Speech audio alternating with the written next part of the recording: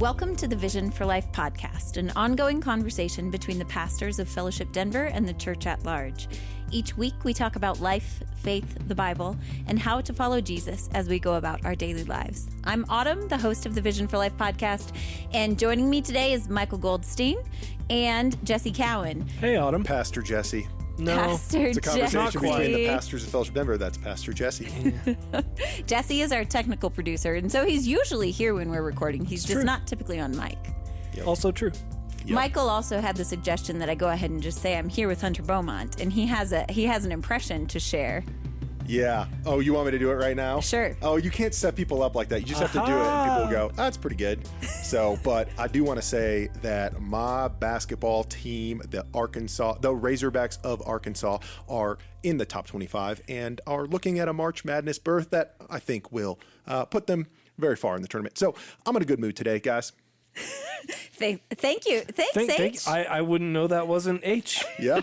Yep. Here I am. The true story is that Hunter was slated to record this podcast with me today, but he contracted COVID, much like the majority of our state. Praying for you, H. Praying. And he's doing fine, but he's still he's finishing out his quarantine days. Mm-hmm. So, so I threw out the idea to Michael and Jesse to join me on the podcast today. So Michael said this is going to be an unusual podcast. Yeah, might be a tiny bit slightly off the rails, but it'll be good. Hang on with us. It'll be good. Just slightly different tone from what you may have come to expect from the Vision for Life podcast, but no less insightful. Yeah, I don't have 12 pages of notes, if that's what you mean. I can do a good Hunter impression in some ways, but in other ways I can't. Ooh. So, yeah. But we're going to roll with it. So the three of us today have put together a topic. We read an article titled "Why So Much Obama-Era Pop Culture Feels So Cringe Now." Maybe the title is in itself a bit cringy. I wasn't going to say it. This is on the prestigious website of Vox.com. Right. Yeah. No, that was tongue-in-cheek. It is not prestigious. But this was written by one of Vox's culture writers, Constance Grady, and the subtitle of the article is "How Hamilton, Parks and Recreation, and Harry Potter Lost Cultural Cachet." And the article examines some very popular pop culture references, namely books, shows, and a Broadway play, the play Hamilton, and uses them as these sorts of archetypes for interpreting attitudes in culture. But the reason that I proposed we have this discussion today is because we, as people who work at a church and serve our local congregation, our family here at Fellowship, and our community, are very concerned with what shapes us. And Romans 12:2 carries this inherent sort of assumption that we will be conformed to something and transformed by something. And Paul tells us directly in that verse to not be conformed to the world, and yet we exist in a particular time and place and are deeply affected by our surrounding culture. And Michael, you and I often talk about, just in the office, as we're thinking about what we do, what we teach, how we go about ministry, and how we love and care for and teach kids and teens, what it is that is shaping the minds and hearts of our kids. And so from that perspective, I proposed that we have this conversation and look at the article and then also ask, as a follow-up to the article and the primary point of our discussion, what can biblical wisdom teach us about engaging pop culture? So let's jump in there. Michael, what did you take as the primary thesis of the article that we read? Before we get into that, I have to list my credentials here. Oh, okay. It's important. A lot of people don't know this about me, but my undergraduate degree is in film and digital media from the powerhouse university, The prestigious media university. The prestigious media university of Baylor University that has put out some pretty famous people, some people who made such things you may have seen as like Too Fast, Too Furious, the movie Wanted, The Alamo, The Rookie, Chicago Fire, Chicago PD, all the Chicagos. Those were, anyway, some good people. So obviously those credentials mean that you are perfect for all of those being a youth pastor. You are ideally suited. Oh, youth pastor dig. Good one. Oh no. But no, a lot of people don't know that about me. That actually is my undergraduate. And yes, I did do that in college because I knew I was going to go to seminary and become a minister. And so I thought maybe I should get some skill in my undergrad. But because of that, that has shaped me a lot in the way that, I took tons of courses and just immersed myself in understanding film and understanding stories and TV and digital media forms and all that good stuff. So I think about this stuff a lot. It's probably why, if you've ever heard me preach, I use a lot of movie illustrations and things of that sort. So an article like this is really fascinating to me because this article is really telling for the modern lens. And when I say modern, I don't mean like the modern world. I mean like the last 10 years lens for critical analysis, pop culture analysis, and film analysis. And essentially what this article is saying, and it's kind of hard to figure out what the author's point is because she's full of irony and really self-awareness in a lot of ways. But she's essentially saying that a lot of stories, pop culture stories, specifically things like Hamilton, Parks and Recreation, and Harry Potter, three widely popular, mainly with millennials, stories, were a product of the Obama era and were really shaped by that feeling of liberal optimism. And since we've moved past that, they are so uncool now. And to like them, especially if you're a younger person, and to like them online may put you at social odds with your community because they've obviously lost touch with kind of the cultural zeitgeist. So yeah, do you think that's a good summary of this article? Yeah, definitely. Jesse, anything to add? No, I'm really just here to sing Hamilton in the background while you guys talk. Go ahead. Which is why we're no longer friends with Jesse. Now's a great time to start. What would you like to sing first? No, I joking, but I totally agree, Michael. I think it is, and actually I resonate with the fact that it took me until about a third of the way through the article to get past her tone to start really clearly seeing her point. Yeah. So right off the bat, I just mentioned I don't love using terms, and we'll get into this, like Obama era story. And I'll talk a little bit about why, but it's essentially the assumption that stories and art and pop culture ebb and flow with the political zeitgeist or the political moment or the party that they find themselves in. And so if I can, I want to just make an observation that I think I'm deriving from this article.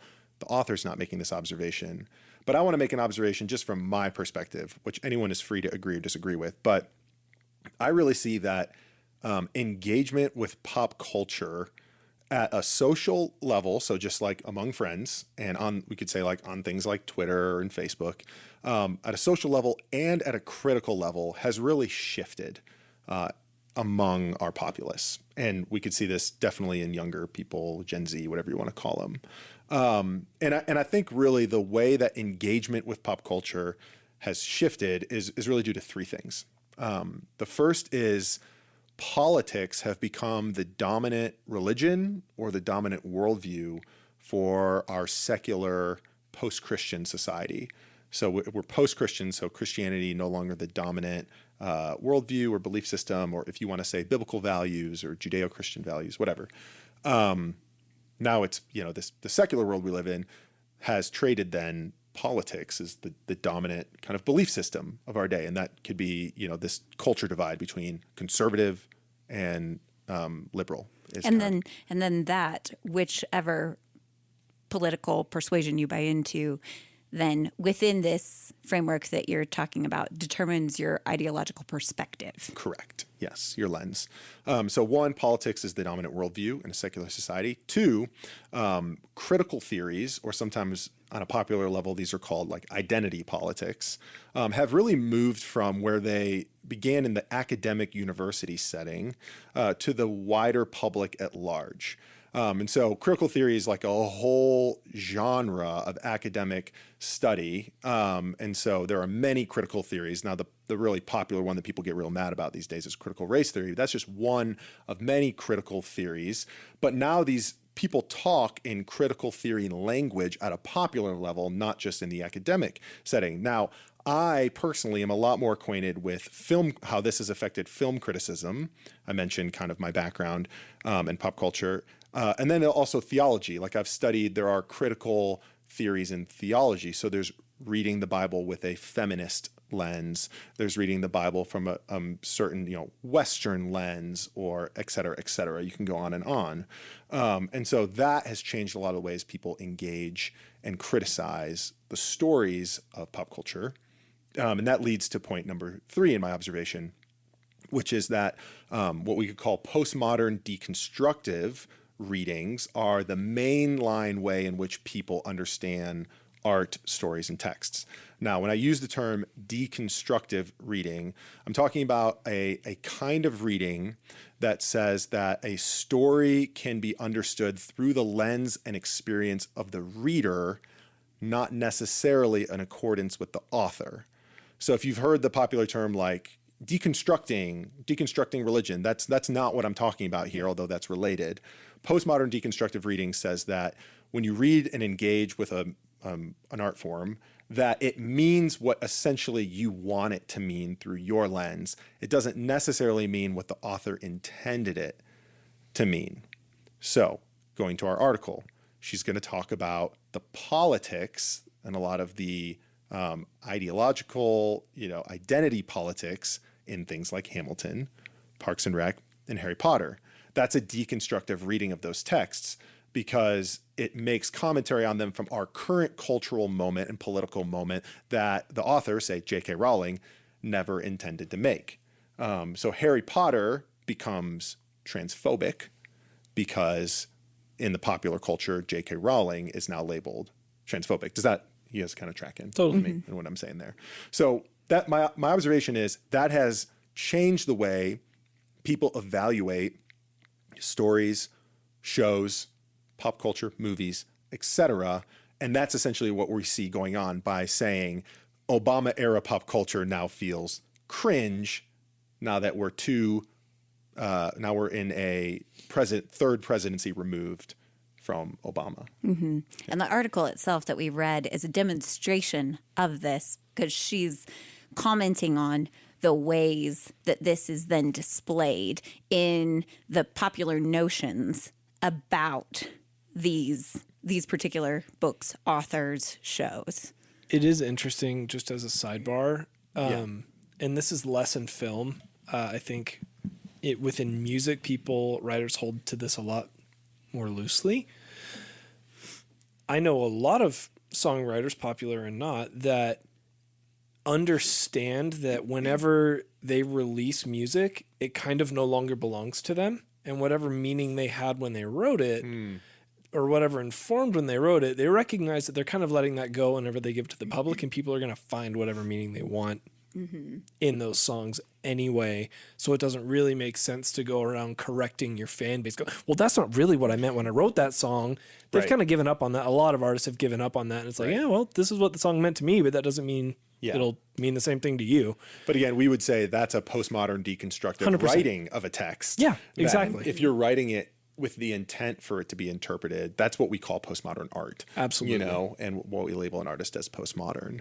So in keeping with this observation, here's an excerpt from this article. Lin-Manuel Miranda, gazing out at the audience with misty eyes at the end of Hamilton, cringe. Grown adults debating their Hogwarts houses, cringe. An article in which fictional character Leslie Knope shares words of comfort after Donald Trump's 2016 election on this very website, referring to Vox.com. So cringe. So again, pointing to, with our modern kind of understanding of society, culture at large, looking back on those, the feeling we have now is we can't really enjoy them because they're cringe.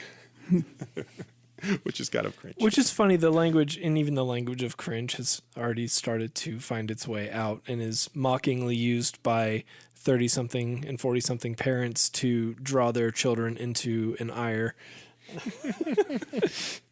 Another primary point in the article is that in each of these, you mentioned some of them or read some of them, Michael, in that quote, in each of the works that she's pointing out as having incredible influence or popularity for a time in culture, each of them carried with them a specific hero. And she looks also to heroes as particularly formative and archetypal for this time period that she's talking about that have now fallen out of favor. So some of the heroes she mentions are J.K. Rowling or Harry Potter because of the popularity of the Harry Potter series. And specifically Hermione Granger. And specifically Hermione Hermione. being a feminist archetype of being representative of the working liberal class that Hillary Clinton represented. That's kind of what she goes with in this article with Hermione. And she talks about Hillary Clinton particularly as a hero of this era who has now fallen out of favor. Lin-Manuel Miranda, the writer, creator of Hamilton. Hamilton was wildly popular and successful, and he, for a time, had this sort of hero status.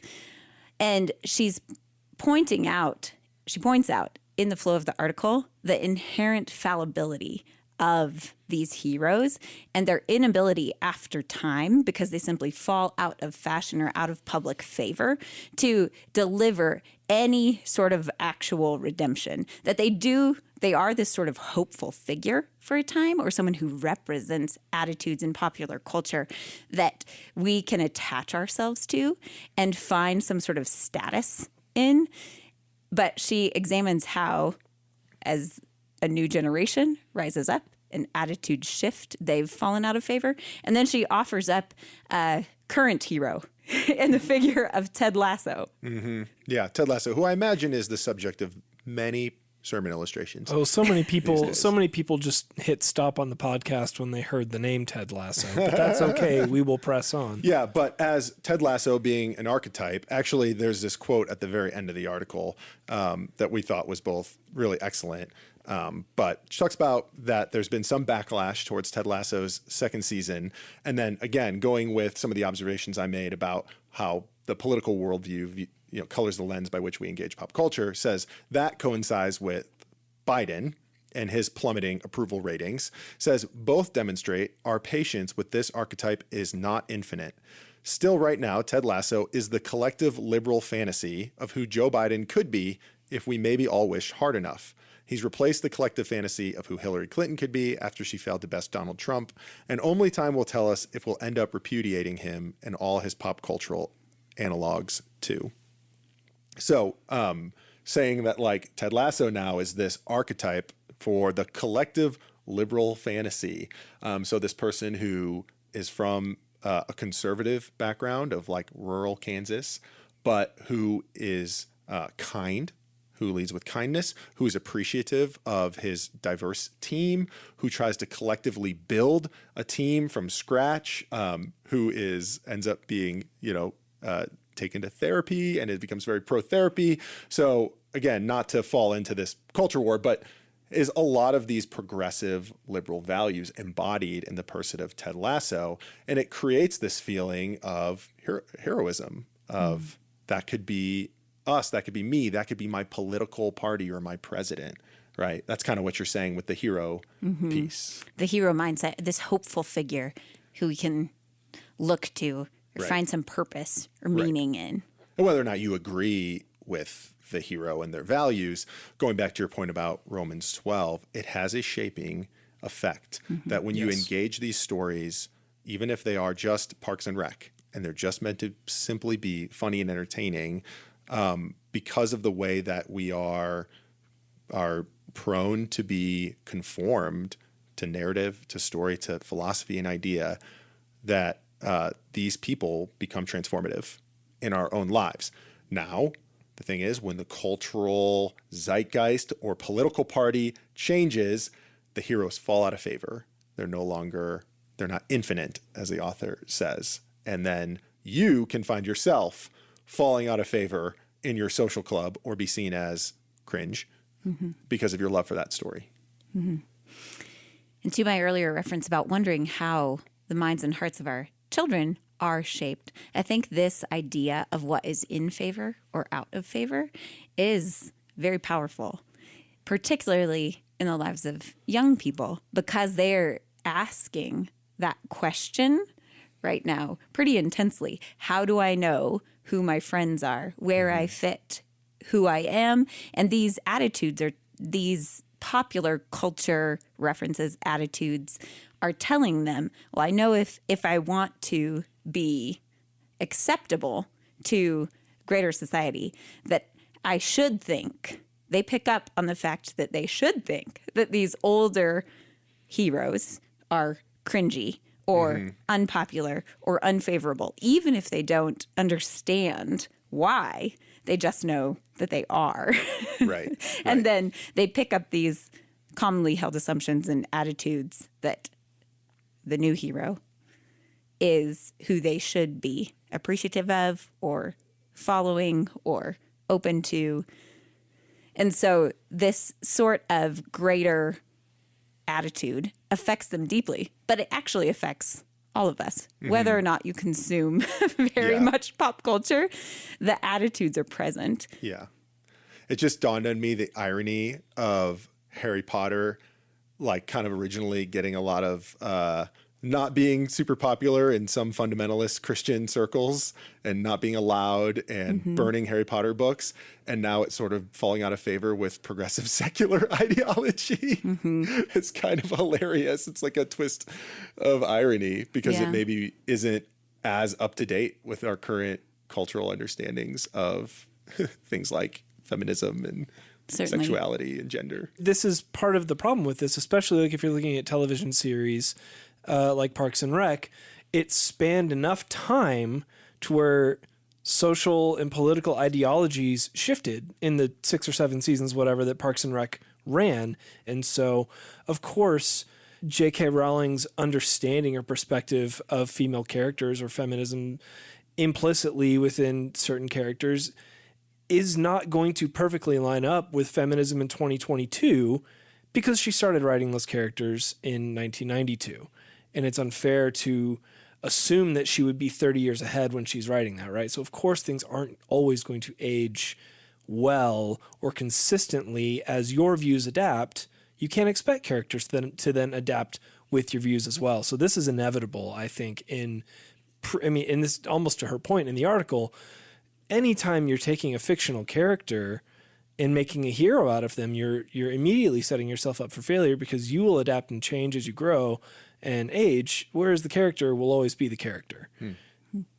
I think, though, Michael, in your observation, the same cultural metric applied just differently with a different set of parameters means that because J.K. Rowling expressed a public opinion about the current conversation on gender identity, she then and subsequently her work fell out of favor with the liberal establishment and became more popular with the conservative establishment. Yeah, it's true. It's just ironic, right? The people who were burning the books 20 years ago. Yes. And we're going to talk in a second about how Ecclesiastes actually can give us a ton of wisdom for an understanding for why these things happen and how this dynamic that this author is pointing to happens. But one thing we've noticed is, especially among young people engaging pop culture and definitely in online spaces, there's kind of a two-way street happening here. And so they're shaped by these kinds of stories and the kind of shows and music they listen to and movies they watch. And then the other way is they're being shaped by the wider culture and the narratives and the philosophies of the wider culture that is then shaping how they evaluate art, pop culture, media. So in that, you're saying they're being given these critical lenses that say you're supposed to interpret this in this deconstructive way. Yes. Yeah. And that's determining how in which they decide what is cool or what's uncool or what I want to watch or what I don't want to watch. So here's where I think, and I want to bring in this C.S. Lewis book that I think is really, really helpful. So C.S. Lewis, a book that almost nobody has read, wrote a book in the 60s called An Experiment with Criticism. An Experiment in Criticism.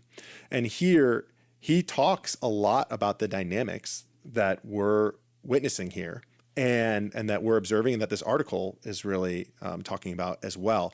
And he's really going to talk about, well, how do you critically evaluate a piece of art? And he's namely going to talk about literature, which we would probably say is the dominant media of his form, but he also talks about film as well. And one thing I find fascinating about what he says is he makes this observation. He says, it appears as the belief that all good books are good primarily because they give us knowledge and they teach us truths about life. So he's making the same observation that people in his day are primarily evaluating whether something is good and worth reading based on, does it actually teach you knowledge, give you knowledge, and teach you something that's true about life? And then he makes this observation. Dramatists and novelists are praised as if they were doing essentially what used to be expected of theologians and philosophers, and the qualities which belong to their works as inventions and as designs are neglected. They are reverenced as teachers and insufficiently appreciated as artists. In other words, art is evaluated by its moral message, and then we could say its moral message is evaluated by the current cultural moment or political moment in this sense, instead of, is it actually a good story? And what he differentiates, his kind of thesis in the book, is what makes a good story and what doesn't is, do you return to it? Is it rewatchable, re-listenable, rereadable? And he says ultimately good art will be revisited, which is funny to think about in light of the stories that are being talked about in this article. Harry Potter, Parks and Rec, which I'm just going to out myself, I have never seen an episode of Parks and Rec, and Hamilton, which people revisit over and over and over again. I mean, how many of my friends read the Harry Potter books every year, have just constantly binge watching Parks and Rec on whatever platform, Netflix, or is it on Peacock now? Again, never seen an episode. Yep. Yeah. Okay. Right. Which we would then say that that's what makes something stand the test of time. People returning to the story and over and over. But when you can no longer return to it because it has to teach you what's true and good about life, it has to give you a certain knowledge, then it becomes a totally different kind of evaluation. So I think our takeaway would just be to say that's actually not a good way to evaluate pop culture and stories. Mm-hmm. So let me give an example of what I think Lewis is saying here from kind of the last year. So the show Friends, yes, the show Friends, recently put out a reunion special on HBO. And it was the first time the cast had been back together since the show ended. And I thought it was fine. I'm a huge Friends fan. I've seen every episode, watched it over and over and over again. I enjoyed the reunion special just fine. But there was one piece of it that I thought was just absolutely fascinating, which was about right in the middle of the special. They had this whole segment where they just cut away to strangers. So not celebrities, not anyone from the show, just random people from all over the world, from all different diverse backgrounds and stories, talking about how much Friends meant to them. So you had like one person who talked about how like Friends got them through a period of like deep depression. You had like one person talk about how when they lost their dad, they remember watching Friends in the hospital room with them while their dad was sick, and it's what really gave them hope.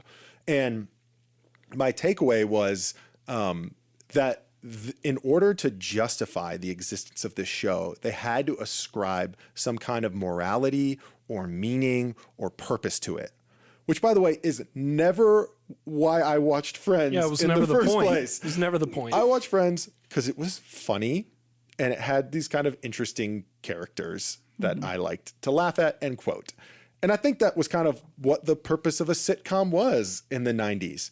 Now, Friends has come under some criticism under the lenses that we've been discussing here. It's been criticized for not having a diverse cast, for not telling stories of real issues that New Yorkers deal with, of showing kind of upper privileged people. And so it's kind of had this like backlash. And so you could tell they were pretty aware of that in the special. And they were saying, for our show to stand the test of time, it has to have a righteous element, a meaning, a purpose, a moral message. And we're going to show that through how much this has impacted real life people in a real way. Mm-hmm. That's a bit what Lewis is talking about here. Instead of evaluating it for its story, our current lens is we have to evaluate it for, is it truthful? Is it giving us a philosophy of life? Is it consistent with our moral, political, cultural lens of the day? maybe I am showing my age and my generation here by saying this, but that what you were describing about why you wanted to watch Friends is actually when I read, for instance, this cultural assessment and analysis of like Ted Lasso, the questions that I ask, because my decision to watch Ted Lasso was based on many, many, many people in my life saying, you should watch it, you would like it. And the fact that it fit, it was shorter, a little bit shorter episodes. It was light enough. I can't get mired in overly difficult storylines or like things that tend towards any sort of gratuitous violence or, so Ted Lasso, it fit for me. It was just easy to watch, had likable characters, an interesting enough plot. So, so maybe I still consume things as if they were 90s era sitcoms, but So you're saying you're not going to take us up on our offer to watch Succession? I don't know, Jesse. I don't know. All right. I haven't yet. But what that does lead me into is then really the question that we want to pose. How does biblical wisdom help us or teach us about engaging pop culture, these philosophical ideas that surround literature, plays, shows, the sorts of cultural analyses that we read and then that we experience at just a greater societal level that tell us your attitudes should be shaped in this way. And depending on your cultural environment, the message about that, about Ted Lasso, about Hamilton, could be about, like we said, about Harry Potter. Depending on your cultural environment, the message you might receive would be, no, you should support this, or no, you should be against this. You should not support this.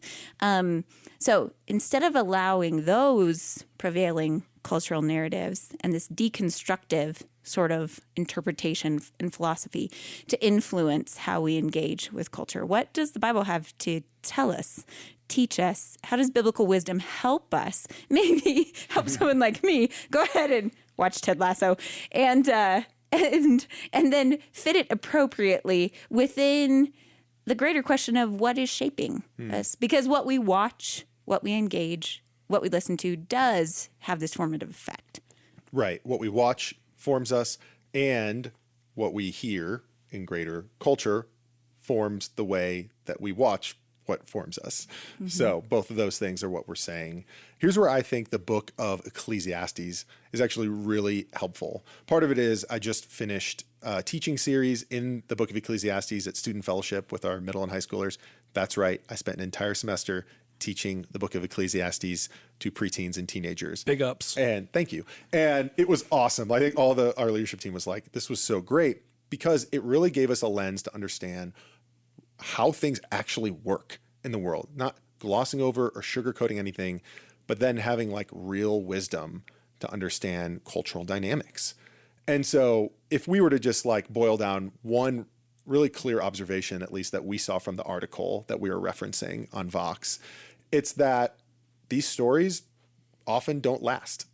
Mm-hmm. And what's cool, what's in, what media you engage that makes you somehow socially acceptable or not, that changes and ebbs and flows. And I think the preacher in Ecclesiastes would simply say, coolness, or what's in, is vanity. Or it's this Hebrew word that he uses that's hevel, which it translates sort of to smoke or vapor. And the idea is you can't really grasp it or put your finger on it. It's here today. It's gone tomorrow. So he'll say things in chapter 1 like this. This is Ecclesiastes 1, verse 4. He says, a generation goes and a generation comes, but the earth remains forever. Or if we were to use the lens of the Vox article, one political party comes, one political party goes, but the earth keeps on going, and such do the stories that we tell. In chapter 1, verse 8 and 9, he says, all things are full of weariness. A man cannot utter it. The eye is not satisfied with seeing, nor the ear filled with hearing. What has been is what will be, and what has been done is what will be done, and there's nothing new under the sun. And so this idea of like your eye's not really satisfied with what it sees. The TV you watch, the shows you engage, they ultimately may fall out of favor, not really satisfying. Your ear may not be satisfied in what it hears, even though we have a wealth of entertainment and pop culture and Spotify and Netflix and these giant libraries. There's not really, the transformative effect of these things is not satisfying to us. In verse 10, he says, "Is there a thing of which it is said, 'See, this is new'? It has been already in the ages before us." So again, taking this critical lens and saying, we've progressed to a point in our morality and our understanding and our political ideology that we can kind of determine what stories are true and false, or right and wrong, or give us good knowledge about the world. He's saying, no, nothing's really new. We kind of just repeat the same stories over and over again. And finally, in this last section in verse 14, he says, "I've seen everything that is done under the sun, and behold, all is vanity and a striving after the wind. What is crooked cannot be made straight, and what is lacking cannot be counted." In other words, you can't go back to these stories with a modern lens and make straight what you once deemed crooked, right? That's and find not how this the world redemptive works. morality in them. Correct. Yeah, redemptive or damning. You can't do one or the other. So there's kind of a temptation to take all of this and go, all right, well, if we shouldn't read stories and engage pop culture critically, then maybe the answer is just to try to turn our brains off and just not engage at a narrative level or a knowledge level, but simply just, Autumn, you just laugh at Ted Lasso and don't think too much about the story that it's telling, or the narrative it's proposing, or the politics that it somehow wants you to think or is being shaped by, right? So we see the preacher test this theory a little bit. He's going to go on a little hedonistic journey. He says at the beginning of chapter 2, "I said in my heart, 'Come now, I will test you with pleasure. Enjoy yourself.' But behold, this also was vanity. I said of laughter, 'It is mad,' and of pleasure, 'What use is it?' I search with my heart how to cheer my body with wine, my heart still guiding me with wisdom, and how to lay hold on folly, till I might see what was good for the children of man to do under heaven during the few days of their life." He's going to say, well, that's not even possible. You can't just engage pleasure. You can't just fill yourself with laughter and wine. That we are wired to try to search for what is good, what is knowledge, what is wisdom, what is right. He'll later say God has put eternity in our hearts. And so we can't just turn our brains off. So the conclusions we are drawing, both from just using this article as just cultural observation, and then turning to Ecclesiastes and the sort of sociological experiment that the preacher says he involved himself in, was that the critical lenses that society or culture gives us to make meaning of literature, film, shows are insufficient when compared with what you just said, what the sort of knowledge, the eternity that God has written in our hearts, that the subjectivity of those cultural lenses is entirely insufficient because it just comes and goes. It's like a vapor. But the other conclusion we're drawing that we see represented in the article and in what Ecclesiastes teaches us is that we also can't be just consumers without it affecting us. We can't just say, well, it's entertainment, and apply no critical lens to what we're consuming. Yeah, that's right. And so if we were just going to draw kind of a principle from that, we would say both recognize the shaping effect that pop culture actually has on us. Like, this is just being an honest and discerning person. You are affected by the media that you engage. You are. And then you also need to go a step further and say, you're also affected by the larger cultural stories, narratives, philosophies, some political, some ideological, the conglomerate of those things. You are affected by those, and those affect the way that you engage pop culture. So this is kind of this 2-level thing going on. There's like what you engage and then how you engage what you engage. Both of those things are being shaped and affected by what you listen to and what you hear and what you learn about and what you read online and what you engage with online. So here's what we're going to propose that we think Ecclesiastes is saying. And here's a refrain that we see 5 times in the book of Ecclesiastes. Each way it's kind of said differently. But he says this in chapter 2, verse 24.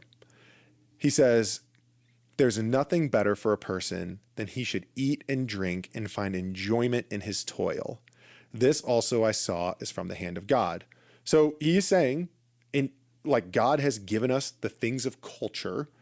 We can talk more about specifically what he's saying here, but essentially the things in our life that we engage on a regular basis, he's given us to enjoy. It is good and it's right to have enjoyment in this life of these things.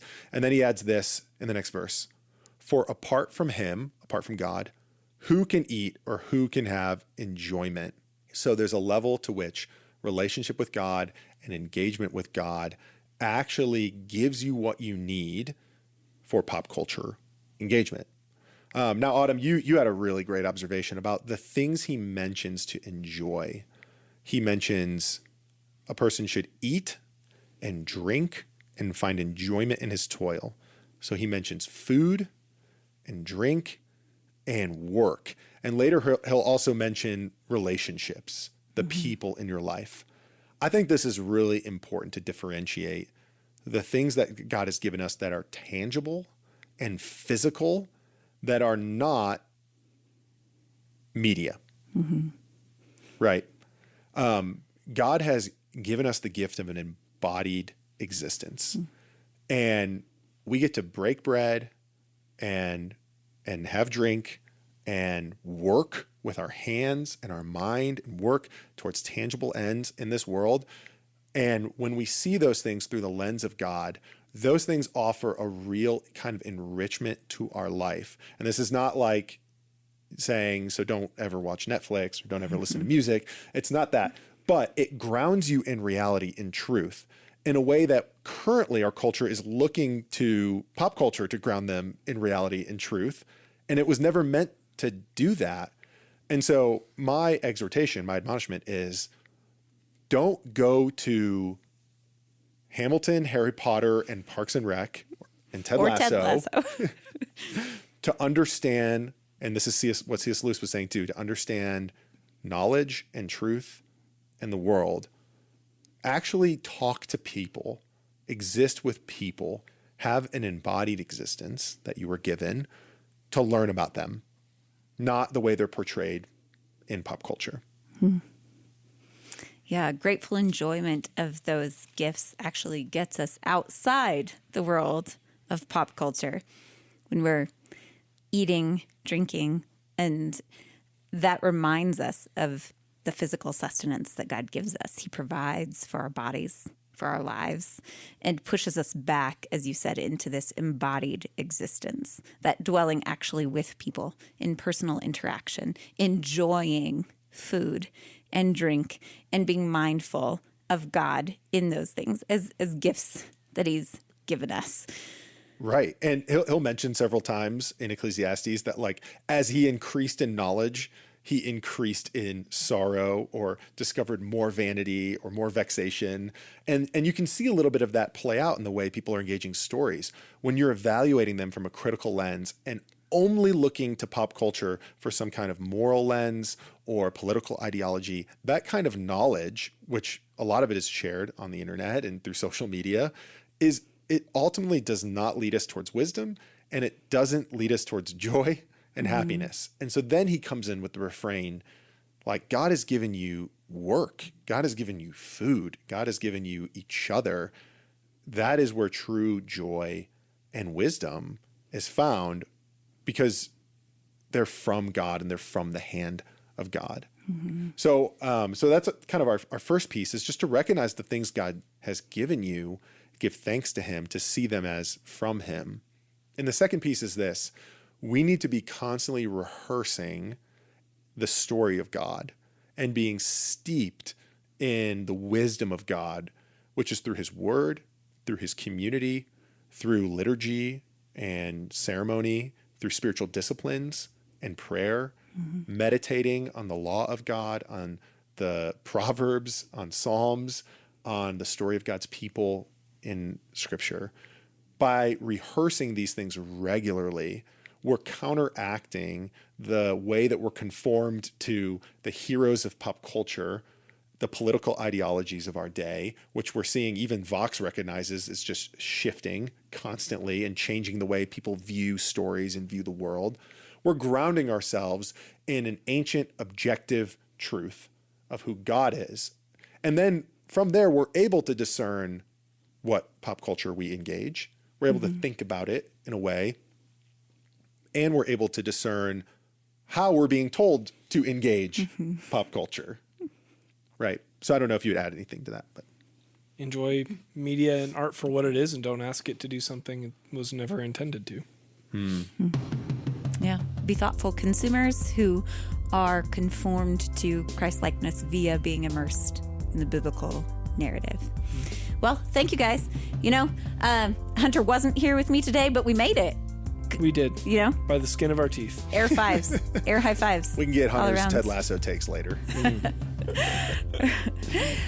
If you have any follow-up thoughts or questions to this episode, or have a question or suggestion for a topic that you would like us to hear, discuss, and respond to here on the Vision for Life podcast, you can send any of those things all the time to podcast@fellowshipdenver.org. Thanks for joining us on the Vision for Life podcast. Thanks to Adam Englund for our theme music, and to our producer, Jesse Cowan.